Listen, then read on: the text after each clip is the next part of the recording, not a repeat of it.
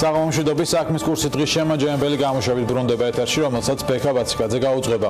ორდღიანი პროტესტი, რომელმაც თბილისის გაფორმების ეკონომიკური ზონის პარალელიზება გამოიწვია, გრძელდება. ფინანსის სამინისტროსა და აქციის მონაწილეებს შორის შეთანხმება ვერ შედგა. აქციის მონაწილეები, იმპორტიორები, ხორბლის და ასევე მძღოლები ითხოვენ, რომ ფინანსთა მინისტრის ბრძანება გაუქმეს, რომლის მიხედვით 1 ოქტომბრიდან ავტოსატრანსპორტო საშუალებით ხორბლის იმპორტი იკრძალება. ჩვენი შემდეგი ნაბიჯი იქნება 100 აქცია და უკიდურეს მდგომარეზე დავქოკავთ მე ამ ტრაილერებს 1000-ზე მეტია და შემოვართ რუსთაველის ქუჩაზე 3000 მანქანა შემოვა რუსთაველის ქუჩაზე საცობები და ჩავაქრობთ ევაკუატორით თქვენ ვერ გაიყვანთ ამ აქრებს გადმოვართ და გამოვართ მიტინგს. ოსეთის მძღოლებიც, იმიტომ რომ ისინიც ამ იმაზე მუშაობენ, ისინიც სომხებიც რა თქმა უნდა, ისინიც აპირებენ საერთოდ იმ ლარსის ჩაგეტვას და ძალიან დიდი ამბები მოყვება ამ გადაწყვეტილებას თუ არ შეცვლიან. აქ იმიტომ მოვედით, რომ ამ გადაწყვეტილებას ვეწინააღმდეგებით და ვითხოვთ ამ ბრძანების გაუქმებას. წინააღმდეგ შემთხვევაში გზას გადავკეტავთ. ხედავთ, რომ აქ ვიღაცის ინტერესებია, ამით ბევრი ადამიანი დაზარალდება. პირველ რიგში კი გაჯერდება პური. ბრძანება როცა მიიღეს იმას თავის დაპირტვა, თქვენი პრობლემის მოგვარებად ამ ბრძანებასთან მიმართებაში გადაწყდება ერთობლივად თქო გეუბნები. კი ბატონო, და ველოდებით დღესვე. თქვენ ხო პრობლემა ველოდებით, რომ გამოვიდეს ბატონი მინისტრი და თქვას, რომ მეგობრებო, მივახციე შეთანხმებას იმის თაობაზე, რომ ჯგუფი მუშაობს. ჯგუფი მუშაობს. გუნდი მუშაობს. ეს პრობლემა თქვენი გადაწყდება. და კიდევ ერთი ინფორმაცია ამ თემასთან დაკავშირებით, ევროპული საქართველოს ფინანსთა მინისტრის წინააღმდეგ საკონსტიტუციო სასამართლოში სარჩელს შეიტანს. საქმე ეხება ფინანსთა მინისტრის ბრძანებას, რომელიც ხორბლის გადაზიდვას უკავშირდება, როგორც პარტიის პრეზიდენტობის კანდიდატი დავით ბაქრაძე აცხადებს. ფინანსთა მინისტრის ბრძანება ხელოვნურ მონოპოლიას ქმნის. ამასთან ევროპულმა საქართველოს პარლამენტში ფინანსთა და სოფლის მეურნეობის მინისტრები დაიბარა. სამშენებლო კომპანია შესაძლოა სამშენებლო ნებართვები ისევ გააუქმდეს. მერიაში აცხადებენ, რომ კომპანიას 14 ობიექტზე სამშენებლო სამუშაოები ისე ჰქონდა დაწყებული, რომ შესაბამისი ნებართვები მერიიდან არ ჰქონდა მიღებული. თბილისის მერია ამბობს, რომ დაზარალებულ მენაშენეებს კომპეტენციის ფარგლებში დაეხმარება, თავად კომპანია კი საკონსტიტუციო სარჩელზე მუშაობს. საულე მეცხვარიშვილი მუშაობდა თემაზე და ვნახოთ მის სიუჟეტი. შენ ბრიფინგს არ უნდა აწყობდე დღეს 4000 ქართველი ყავთ გალახული ხმაურის ფონზე ჩატარდა დღეს სამშენებლო კომპანია სვეტის პრესკონფერენცია. კომპანიის წარმომადგენლებს მენაშენეებმა ბრიფინგის ჩატარების საშუალება პრაქტიკულად არ მისცეს. მათი განმარტებით კომპანია ნაკისრვალდებულებებს არ ასრულებს, რის გამოც 4000-ზე მეტი ოჯახი უსახლკაროდ არის დარჩენილი.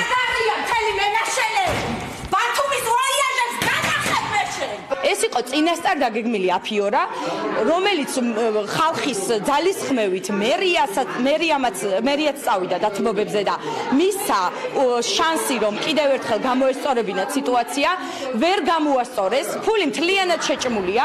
კომპანიას დედაქალაქსა და ბათუმში რამდენიმე სამშენებლო ობიექტი აქვს გაჩერებული. თბილისის მერიის ინფორმაციით სვეტს 14 ობიექტზე მშენებლობა უნებართოდ ჰქონდა დაწყებული, რის გამოც მშენებლობები შეჩერდა. თუმცა მოგვიანებით მერიამ კომპანიას ნებართვები დაჩქარებულ რეჟიმში მისცა. სვეტი კი ამ დრომდე მუშაობას ვერ იწყებს. პარალელურად კომპანია სხვა ხელისშეშლილ ფაქტორებზე საუბრობს და საკონსტიტუციო სარჩელისთვის ემზადება. სვეტის წარმომადგენლები ამბობენ, რომ არაკონსტიტუციურია მთავრობის 51-ე დადგენილება, რომელმაც კომპანიებს შუა სამშენებლო პროცესში სამშენებლო უსაფრთხოებასთან დაკავშირებული ახალი რეგულაციები დაუწესა. დეველოპერული კომპანიის მტკიცებით, ახალი წესების დასაკმაყოფილებლად კომპანიებს დამატებითი დრო და ფულადი რესურსი სჭირდებათ, რამაც ისინი სერიოზულად შეაფერხა. საუბარი არის ზუსტად იმ 51 მთავრობის დადგენილების გასაჩივრებაზე და მისი პირობების გავრცელებაზე, რომელსაც უბრალოდ ჩვენ ვასაჩივრებთ საკონსტიტუციო სასამართლოში, რათა საკონსტიტუციო სასამართლოს დადგენილებით მოხდეს ამ 51 მთავრობის დადგენილების გავრცელების გაუქმება ჩვენ კონკრეტულ შენობანაგეობებზე. გამომდინარე იქიდან, რომ ეს აზიანებს ჩვენს ინტერესს და კიდევ ერთხელ ვაცხადებ, რომ ფინანსურად დააზიანა როგორც კომპანიის ინტერესი, ასევე რეპუტაციულად დააზიანა კომპანიის კონკრეტული საქმიანობაში. მთავრობის მიერ დაწესებული რეგულაციების უარყოფით გავლენაზე საუბრობენ სამშენებლო კომპანია ბაუსტარშიც. ეს არის ისეთი მოთხოვნა, რომელიც ჩვენ სახელმწიფოსთვის მე მიმაჩნია ნაადრევად. ეს უნდა განხორციელებულიყო ეტაპობრივად და უნდა მივსულიყავი თქვათ 10 წლის განმავლობაში ამ დონემდე დღეს რო ვართ. ყოველი ამამ გაამკაცრა და გააძვირა მშენებლობები და პოლიტიკა გაამკაცრა, ბევრი გაურკვეველი რაღაცებია, ბევრი თვითონ არიციან არქიტექტურაში რა არის, როგორ არის და ყველაფერი ამან შექმნა პრობლემები. სანამ სვეტის საკონსტიტუციო სასამართლოს გზით აპირებს წასვლა შესაძლოა სამშენებლო ნებართვა სრულად დაკარგოს. თბილისის მერიის ინფორმაციით ეს იმ შემთხვევაში მოხდება, თუ კომპანია უახლოეს დღეებში 2 თვის წინ მოთხოვნილ დოკუმენტაციას არ წარმოადგენს. ჯერჯერობით სანებართო პირობები არ სრულდება, ანუ არ მომხდარა კომპანიის მხრიდან წარმოქმნა იმ დამატებითი დოკუმენტაციის, რაც იყო მოთხოვნილი 2 თვის წინ და ასევე არ განხორციელებული არანაირი ქმედება, ასე ვთქვათ, აი ამ პირობების შესრულების კუთხით. ამიტომ ძალიან მალე თუ არ მოხდება კომპანიის მხრიდან აი ამ პირობების შესრულება, გაცემული ნებართვებიც გავხდება, ან ძალდაკარგულად გამოცხადება მოხდება. თავად თბილისის მერი მშენებლობით დაზარალებულებს დახმარებას პირდება, თუმცა მისი კომპეტენციის ფარგლებში, რაც ძირითადად სამშენებლო ნებართვებთან არის დაკავშირებული. დაზარალებულებმა კი რამდენიმე დღის წინ მერის მოადგილისგან ასევე მიიღეს დაპირება, რომ დედაქალაქის მთავრობა ახალი ინვესტორის ძიებაში დაეხმარება. სახელმწიფო აუდიტის სამსახურმა საჯარო უწყებების ფინანსური აუდიტის ანგარიშის შედეგები გამოაქვეყნა, რა მხარვეზებია სახელმწიფო დანამატების გაცემისას, როგორ იხარჯება თანხები მთავრობის არეზერვო ფონდიდან და აკონტროლებს თუ არა ეკონომიკის სამინისტრო პროგრამა აწარმოეს საქართველოს ბენეფიციარების ხარჯებს. ამ საკითხებზე გავამახვილებთ დღეს ყურადღებას, თემას დავით ჯალაღონია განაგზობს. დავით საღამომშვიდობის. საღამომშვიდობისა, აუდიტის სამსახურმა ეკონომიკის სამინისტროში გაცემული სახელმწიფო დანამატები შეისწავლა და ამ დანამატების გაცემისას დასაბუთებული მიზეზები ვერ მოიძია, ამიტომ სამინისტროს მსგავსი პრაქტიკის გაჯანსაღებას ურჩევს. აუდიტის სამსახურის წარმომადგენელმა დღეს ჟურნალისტებთან საუბრისას ისიც აღნიშნა, რომ მსგავსი უწყებები, მსგავსი შემთხვევები სხვა უწყებებთანაც ყოფილა, სადაც შესაბამისი რეკომენდაციებიც გაიცა. ეკონომიკის სამინისტროს სისტემაში კი აუდიტის ინფორმაციით 2017 წელს შრომის ანაზღაურების მუხლით გაწეულია სულ 26.365.952 ლარის ხარჯი, მათ შორის დანამატი 3.926.265 ლარი. დანამატის გაცემის დროს არის კანონმდებლობის მოთხოვნა, რომ უნდა იყოს სათანადოდ დასაბუთებული თუ რისთვის გაიცა. ზოგადად კანონმდებლობით შესაძლებელია დანამატის გაცემა ზეგანაკვეთური მუშაობისთვის, დასვენების დღეებში მუშაობისთვის და სადღესასწაულო დღეებში მუშაობისთვის. ანუ აი სწორედ საფუძველი წარმოადგენდა ჩვენი კითხვის, ანუ მთავარი კითხვის ნიშანს. სხვადასხვა დროს ამ თემასთან დაკავშირებით გაუკეთებია მსგავსი შენიშვნები და ანუ სხვა უწყებებთან დაკავშირებითაც ყოფილა მსგავსი ტიპის შენიშვნები დაფიქსირებული და შესაბამისად რეკომენდაციებიც გაცემული. სახელმწიფო აუდიტის სამსახურის ინტერესის საგანი ასევე ლეონიძის ქუჩაზე მდებარე საგარეო საქმეთა სამინისტროს შენობაში განსახორციელებელი სამუშაოები და შესაბამისი ხარჯები გახდა. როგორც აუდიტის სამსახურის წარმომადგენელი აცხადებს, 2017 წელს საგარეო საქმეთა სამინისტრო ამ შენობაში სამუშაოების დასაგეგმად პროექტის გაკეთება შეფასე Landmark Projects დაავალა და 418,000 ლარის ღირებულების ხელშეკრულებაც გააფორმა. როგორც გაირკვა, ეს კომპანია მანამდე ერთი დღით ადრე იყო დაფუძნებული, მის მიერ მომზადებული პროექტი კი ხარვეზიანი აღმოჩნდა. აქედან გამომდინარე აუდიტის სამსახურმა მოძიებული მასალები პროკურატურას გადაუგზავნა. აღნიშნული შენობის სამშენებლო სამუშაოებს ასრულებდა მუნიციპალური განვითარების ფონდი და ის კონსტრუქციული სამუშაოები, რომელზეც Landmark Projects უნდა გაეკეთებინა პროექტი, MGF-ის მიერ, მუნიციპალური განვითარების ფონდის მიერ აღნიშნული სამუშაოები შესრულდა 2017 წლის 1 ნოემბრიდან 2018 წლის 1 მაისამდე, ხოლო Landmark Projects-ის მიერ მომზადებული პროექტი აღნიშნულ სამუშაოებზე აღმოჩნდა ხარვეზიანი, რამდენჯერმე გადაეგზავნა ექსპერტიზის სამსახურს და საბოლოო ვარიანტი წარმოდგენილი იქნა 2018 წლის 27 აპრილს 3 დღით ადრე MGF-ის მიერ აღნიშნული სამუშაოების დასრულებამდე 3 დღით ადრე.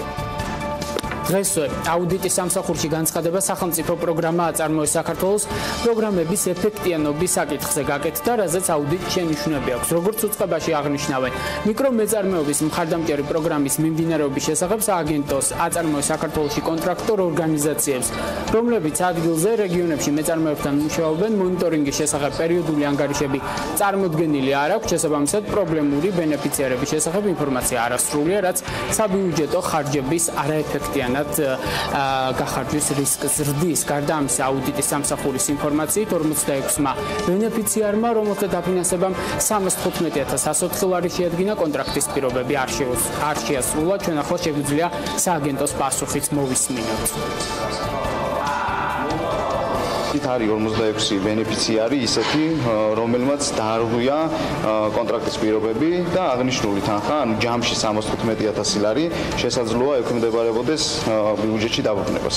ბენეფიციარებმა, რომლებმაც მიიღეს ეს თანხა, ანუ გარკვეული ვალდებულებები აქვს, ხო, შეასრულონ, ანუ უნდა დაიხარჯოს გარკვეული მიზნობრიობით, ანუ შესაბამისად ამ მიზნობრიობით თუ არ დაიხარჯა ეს თანხა, რა თქმა უნდა, დასაბრუნებელი იქნება ბიუჯეტში. იმ შემთხვევაში თუ ეს 45 მეწარმე არ დააბრუნებს თანხებს, მაგ შემთხვევაში ჩვენ სამართლებრივ წარმოებას საქმის წარმოებას დავუწყებთ მათი წინააღმდეგ. 2018 წლის ხელშეკრულებით, რომელიც უკვე ახალ მიკროგრანტების კომპონენტის ფარგლებში დაიდო კონტრაქტორებთან, იქ უკვე გავითვალისწინეთ აუდიტის რეკომენდაციები, რის საფუძველზეც გარდა კონტრაქტორის მიერ მოწოდებული ინფორმაციისა, ჩვენი შესაბამისი დეპარტამენტიც განახორციელებს დეტალურ მონიტორინგს.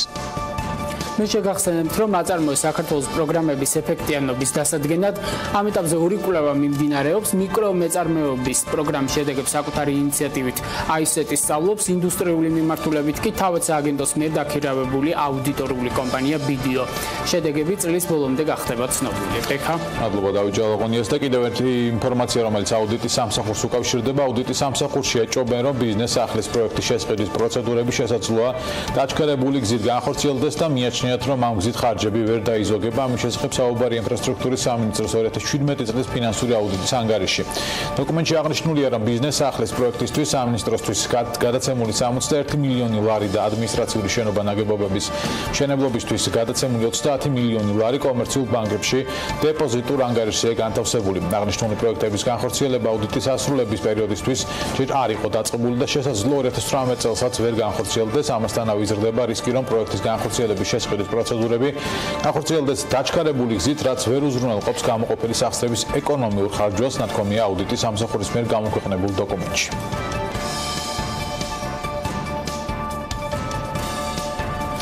დამატებითი შემოსავლის მიზნით ტაქსის მძღოლებს ავტომანქანაზე სარეკლამო ბანერების განთავსება შეეძლებათ. კერძოდ, ტაქსების ერთიანი ვიზუალისა და ავტომანქანაზე სარეკლამო ბანერების შესახებ სტანდარტი მიმდინარე წლის 1 ნოემბრისთვის დამტკიცდება. განცხადება დედაქალაქის მერმა კახკალაძე მუნიციპალიტეტის მთავრობის ხდომაზე გააკეთა. ჩვენ მუშაობთ ერთიან ვიზუალურ სტანდარტზე, რომელიც 2019 წლის ოქტომბრიდან იქნება სავალდებულო, თუმცა 1 ნოემბრისთვის უკვე ეს სტანდარტი იქნება ცნობილი. ეცოდინება ყველა ლიცენზიის მქონე ადამიანს, ვისაც მომავალში უნდა ტაქსის სერვისი გაწიოს, თუ როგორ იქნება 2019 წლის 1 ოქტომბრიდან ეს მოთხოვნები. აღნიშნული სტანდარტი გაითვალისწინებს ასევე ტაქსის ერთიან დიზაინში რეკლამის განთავსების ადგილს, რომელიც ასევე თვითონ მძღოლებს შეუქმნის დამატებით შემოსავლის წყაროს. თბილისში პარასკევსა და შაბათს ღამეს 0 საათიდან 6 საათამდე, როცა მეტრო ჩერდება, ღამის ავტობუსები დაიწყოს მოძრაობა. სამის შესახებ ინფორმაცია თბილისის მერმა გაავრცელა. თბილისის მერის კახკალაძის ინფორმაციით, ეს არის საპილოტო პროექტი, რომელიც თბილისის ღამის ეკონომიკის ფარგლებში კეთდება. საპილოტო მარშრუტზე მანის მარგის ავტობუსები 1 საათიანი ინტერვალით და სტანდარტული 40 თეთრიანი ტარიფით იმოძრავებენ. მგზავრებს შეეძლებათ შეღავათიანი ტარიფით სარგებლობაც. საქართველოს მთავრობამ 68,346 კვადრატული მეტრის სასოფლო-სამეურნეო დანიშნულების მიწის ნაკვეთი ეკლესიას უსასყიდლოდ გადასცა. შესაბამისი გადაწყვეტილება მამუკა ბახტაძის მინისტრთა კაბინეტმა 12 სექტემბრის მთავრობის ხდომაზე მიიღო. როგორც BMG-ს ეკონომიკის სამინისტროში განუცხადეს, აღნიშნული მიწის ნაკვეთის გადაცემის თხოვნით მთავრობას საქართველოს 60 ეკლესიამ მიმართა და შემდეგ ადგილობრივ ხელისუფლებასთან კონსულტაციების შედეგად ცენტრალურმა ხელისუფლებამ ეკლესიის თხოვნა დააკმაყოფილა. დაავადებათა კონტროლისა და საზოგადოებრივი ჯანმრთელობის ეროვნული ცენტრის დირექტორის მოადგილე პაატა იმნაძე ალკოჰოლური სასმელების, ხელმისაწვდომობის და რეკლამირების შესახებ მედიაში გავრცელებულ ინფორმაციას სისულელეს უწოდებს და განმარტავს, რომ არანაირი ტიპის დოკუმენტის გადაგზავნა პარლამენტში არ იგეგმება. როგორც იმნაძე BMG-სთან საუბრისას აცხადებს, საუბარი 2015 წლის შიდა მოხმარების დოკუმენტზე, რომელიც მსოფლიო ჯანდაცვის ორგანიზაციის რეკომენდაციებს მოიცავს. ეს არის აბსოლუტური სისულელე, არაერთი დოკუმენტის პარლამენტში განხილვა არ იგეგმება, განმარტავს პაატა იმნაძე. თამბაქოს მოხმარების კუთხით დაწესებული შეზღუდვები, აკრძალვები და სანქციები მსუბუქდება, კერძოდ თამბაქოს კონტროლის შესახებ კანონში დაგეგმილი ცვლილებების მიხედვით იხსნება შეზღუდვა უმაღლეს საგანმანათლებლო, პროფესიული, სამედიცინო და ფარმაცევტული დაწესებულებების საკუთრებაში არსებულ ტერიტორიებზე თამბაქოს მოხმარებასთან დაკავშირებით. გარდა ამისა, გამონაკლისის სახით თამბაქოს მოწევა დასაშვები იქნება სათამაშო აპარატების სალონში, რომლის მოწყობის ნებართვისთვის დადგენილია სანებართო მოსაკრებლის განაკვეთი არანაკლებ 200,000 ლარის ოდენობით. თამბაქოს მოწევა ასევე დასაშვები ხდება პროფესიული თეატრის მუდმივი სარგებლობისთვის განკუთვნილ შენობა-ნაგებობებში, მხოლოდ მსახიობების მიერ სპექტაკლის მიმდინარეობის დროს რეჟისორის შემოქმედებითი ჩანაფიქრის განხორციელების მიზნით. 2018 წლის მესამე კვარტალში ბიზნესის განწყობის ინდექსი გაუარესდა, როგორც ICT-ის კვლევით ორგანიზაციაში განმარტავენ კლებამ მოლოდინების შემცირებამ და ბიზნესის მრავალ სექტორში წარსულში დასახული მაჩვენებლების გაუარესებამ განაპირობა. ამასთან კვლევითი ცენტრის ინფორმაციით სოფლის მეურნეობისთვის მესამე კვარტალი გამორჩეული იყო, რადგან მიმდინარე მდგომარეობა გაუმჯობესდა, ბიზნესის ოპტიმიზმი გაიზარდა, მოსალოდნელი ფასების ინდექსი შემცირდა. მიმდინარე მდგომარეობის ინდექსი, რომელიც გასული 3 თვის ბიზნესის მდგომარეობას აჩვენებს, შემცირებულია 3.4 პუნქტით, ბიზნეს ოპტიმიზმიც 64.2 პუნქტამდე შემცირდა. კვერცხისა და ქათმის მწარმოებლების საკონსტიტუციო სასამართლოს მიმართავენ, კერძოდ მწარმოებლები იმ დადგენილების მინიმუმ 2 წლით გადავადებას ითხოვენ, რომლის ანახმადაც ავტოსატრანსპორტო საშუალებებით ხორბლის, შემდგომში კი სიმინდის იმპორტი იკრძალება, როგორც BMG შირინას დამფუძნებელმა რევაზ ვაშაკიძემ განუცხადა, აღნიშნული დადგენილება მთავრობამ ისე მიიღო, რომ მის შესახებ მწარმოებელი კომპანიებისთვის არაფერი უცნობებია, მიზეზი კი თუ რის გამო გახდა ამ დადგენილების მიღება დღის წესრიგში მათთვის გაუგებარი და ბუნდოვანია. ქართული ცხვრის ფასი 30-40 ლარით გაიზარდა, ამის შესახებ BMG-ს მეცხვარეთა ასოციაციის ხელმძღვანელმა ბეკა გონაშვილმა განუცხადა, მისი თქმით ზრდასრული ცხვრის ფასი, რომელიც 30-35 კილოგრამს იწონის, 220-230 ლარამდეც კი აღწევს, ამის მიზეზი კი ცხვარზე გაზრდილი მოთხოვნა. ბიზნეს ომბუდსმენი ირაკლი ლექვინაძე ტელეკომპანია იბერიას ირგვლივ განვითარებულ მოვლენებს გამოეხმაურა, როგორც მან ჟურნალისტებთან საუბრისას განმარტა, ჩანაწერების ავთენტურობა უნდა გაირკვეს, რადგან მოცემულ სიტუაციაში მეტი სიცხადეა საჭირო. მისივე თქმით, კომპანია ომეგა სახელმწიფოს მიმართ გარკვეული ვალდებულებები აქვს.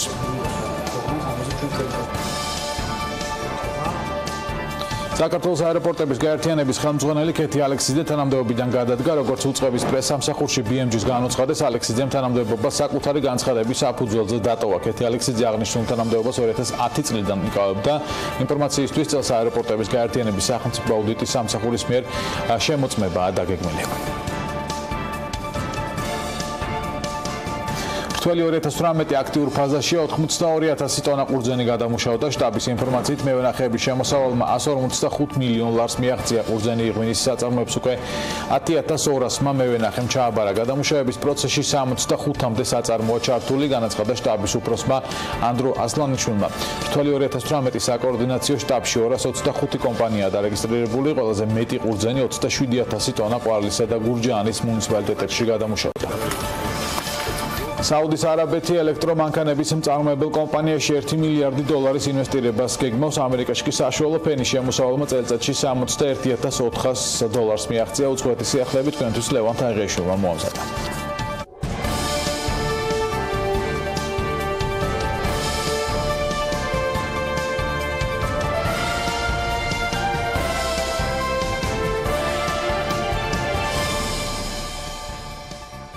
ამერიკის შეერთებულ შტატებში საშუალო ფენის წლიური შემოსავალი 61,400 დოლარამდე გაიზარდა. CNN მანის ინფორმაციით არსებული ზრდა ზოგადი შემოსავლების მატებას უკავშირდება, რომელიც ჯერ კიდევ 2015 წელს ბარაკ ობამას პრეზიდენტობის დროს დაიწყო.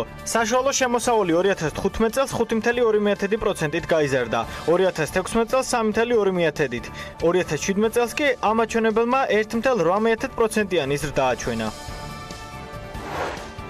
მომდევნო ეკონომიკური კრიზისი JP Morgan-ის მიხედვით შესაძლოა 2020 წელს მოხდეს. 2008 წლის შემდეგ საინვესტიციო ბანკმა სპეციალური მექანიზმი შეიმუშავა, რომელიც ბაზრის ცვლილებებს იკვლევს და ადგენს თუ როდის შეიძლება მომავალი მსოფლიო კრიზისი დაიწყოს.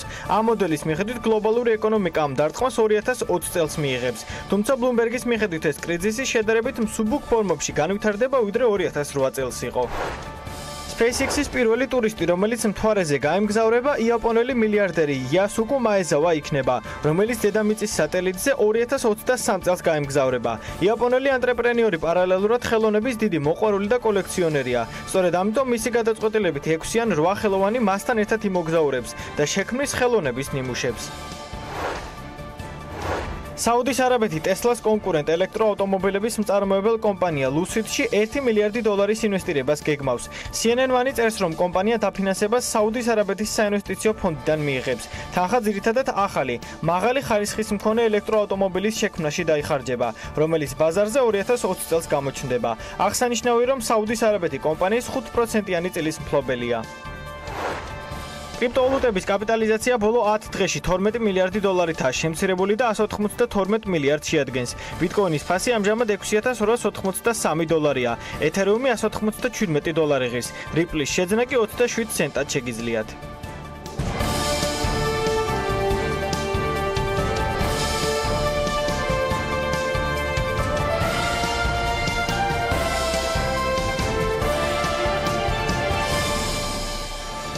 გადაცემის ბოლოს ვალუტის კურსს გაგაცნობთ ეროვნული ბანკის ოფიციალური მონაცემებით. ხვალ 19 სექტემბერს 1 ევროს ღირებულება 3 ლარი და 5 მიასადი თეთრი იქნება. 1 გირვანკა სტერლინგის შეძენა 3 ლარი და 54 თეთრად შეძლებთ. 1 დოლარის ღირებულება კი 2 ლარი და 61 თეთრია.